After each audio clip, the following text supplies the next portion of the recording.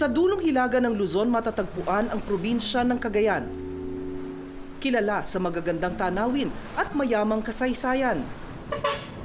Isa sa natatago nitong yaman ang bayan ng Camalaniugan. At lingid sa kaalaman ng nakararami, dito matatagpuan ang pinakamatandang Spanish church bell sa dulong silangan ng Asya. Pero gaano man kayaman ang kasaysayan ng Camalaniugan, may kasalatan pa rin sa estado ng pamumuhay ang bayan. Sa katunayan, isa itong fourth-class municipality kung saan pagsasaka ang pangunahing ikinabubuhay ng mga residente. At maging sa larangan ng edukasyon, ramdam din daw ng 16 na taong gulang na si Glenn ang hirap sa bawat araw na papasok siya sa paaralan. Yung kakulangan po sa classroom kasi sa isang room po, umaabot po kami ng 80. Siyempre, kulang din po yung teachers namin kasi magti-300 po yung mga estudyante sa annex pero lilima lang po yung teacher namin. Grade 10 student si Glenn ng Camalaniugan National High School, Katotoran Annex. May lawak na mahigit 1 hektarya ang paaralan, pero kapansin-pansin ang 4 lang na silid-aralan kung saan nagsisiksikan ang 244 na estudyante. Kasi madami po kami tapos isa lang po yung nag-handle sa amin.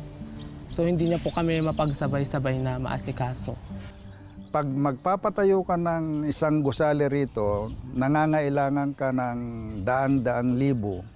Dahil alam naman natin na kinukulang ang budget ng Department of Education para sa pagpapatayo ng mga gusali.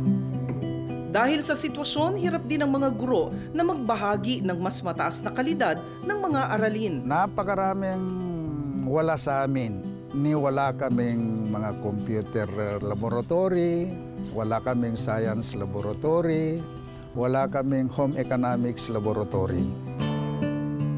Pakiramdam ni Glenn na pag-iwanan na raw sila ng napakabilis na pagpapalit ng teknolohiya at takbo ng modernisasyon.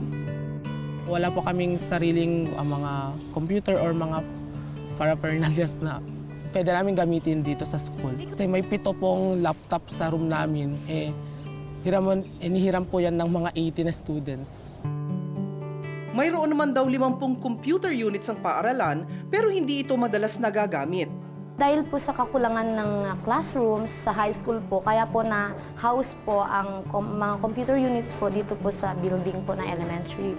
At dahil po nahirapan ang mga bata sa pagtawid, kaya kailangan po dapat na magkaroon po kami ng sariling multimedia classroom po, ma'am. Ang kanilang hinaing, mabibigyan na ng kasagutan. Sa pamamagitan ng Alagang Kapatid Foundation Incorporated, magpapatayo ang Lasten Tulivaisuus Children's Future RY, isang non-profit organization na nakabase sa bansang Finland, ng isang multimedia classroom na nagkakahalaga ng 500,000 piso. Binubuo ng mga Pinoy at Finnish nationals na nakabase sa Finland, layunin ng grupo na maiangat at maitaguyod ang kalagayan at antas ng edukasyon ng mga mahihirap na kabataan.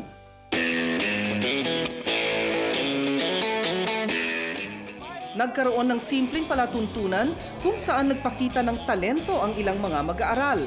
So andito tayo sa mismong site ng multimedia classroom at ito yung ceremonial na gagawin nating paglulubog ng tablet, kumbaga nung plano ng magiging classroom, and so that hopefully in a month or so tayo ay magi-inaugurate na nitong classroom na ito. Yan. So tayo yung mga pinagpala. May lawak na 54 square meters ang gagawing multimedia classroom. Nakahanda na rin ang mga materyales para agad na itong masimulan. Tinatayang Hulyo ngayong taon ay mailalagak na ang computer units ng paaralan sa multimedia classroom. Malaking tulong po ito, ma'am, yung pagkakaroon po ng multimedia classroom po.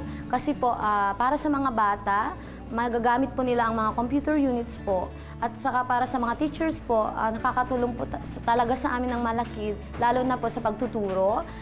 Napapagaan po ang pagtuturo namin. And then, pag ito po ang gagamitin mga computer units, flash lang po sa screen, maintindihan na po agad ng mga bata.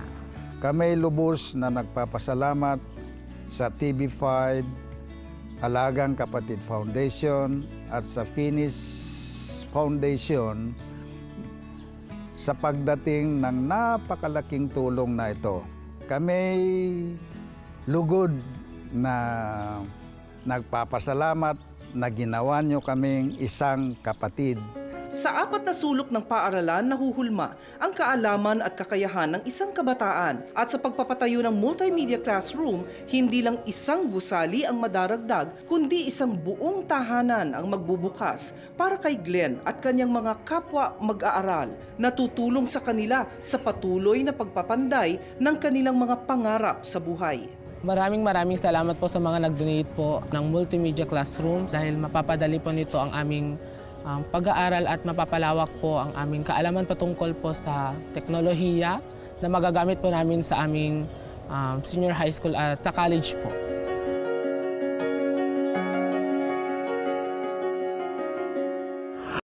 Alagang kapatid.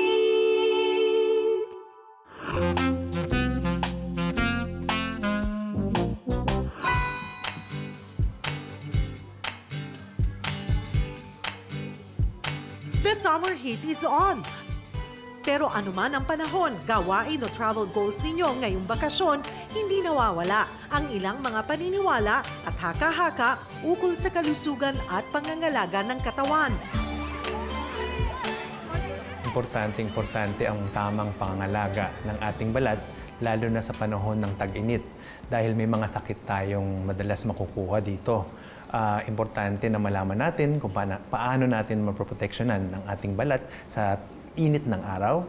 At pangalawa, yung mga sakit na pwede natin makuha kung hindi tayo magiging maalaga sa ating balat. Kaya naman inisa-isa namin ang ilan sa Summer Health Bits para alamin ang opinyon ng ating mga kapatid at tuklasin kung pwede ba yun, Doc? Buena mano sa listahan. Pwede nga bang makapag-rehydrate ang kahit anong klaseng inumin? Pwede, katulad ng pineapple juice. Kasi yung pineapple juice, nakakatanggal talaga siya ng uhaw. Hindi katulad ng ibang inumin na may asukal. Mali ang paniniwala na sasabihin kahit na anong liquid, no? Ang tendency kasi natin, pag nainitan, gusto natin yung may lasa. So gusto natin yung soft drink, matamis, o gusto natin kuminsan, may mga energy drinks dyan na mas lalo pa tayong nade-dehydrate. For your information mga kapatid, ang mga inuming matatamis at caffeinated o mayroong caffeine ay nakapagpapagising sa ating taste buds. Dahil dito, So hindi na quench yung uhaw mo. Temporary pwede, pero pag matagalan, uhaw ka pa din. kaya payo ni Doc, pawiin ang uhaw o dehydration sa tulong ng malinis na tubig. Kung pwede sana, hindi ganoong kalamig yung tubig na inumin kasi ang tendency mo pag malamig ang tubig, sobrang lamig, mangyayari puro parang lagok ka lang, parang sips lang of water ang mainom mo. Importante, medyo room temperature ang tubig para mas marami kang mainom. Ugaliin ang pag-inom ng 2 hanggang 3 litrong tubig kada araw, lalo na kung madalas pinagpapawisan. Yung iba, pinipigaan ng kalamansi, naglalagay ng lemon, common ngayon, fruits, watermelon. Madalas nating binibigyang proteksyon ang ating balat tuwing tag-init para hindi ito mamula o mangitim. Pero paano kung maulap ang panahon? Pwede ka pa rin bang magkaroon ng sunburn? Opo, kasi po pag di ka nasisinagan ng araw, di ka mangingitim. Tsaka pag walang sun, walang burn. Yan ang wrong notion. Parang pag sinabi mo nag-swimming ka, umuulan, wala kang sunburn, no? Parang nagtago ang araw, no? Hindi po. Ang araw po, kahit cloudy, nandyan. At ang pinag-uusapan natin dito ay ang ultraviolet rays. Ang ultraviolet rays o UV rays ay isang uri ng electromagnetic radiation na nanggagaling sa araw.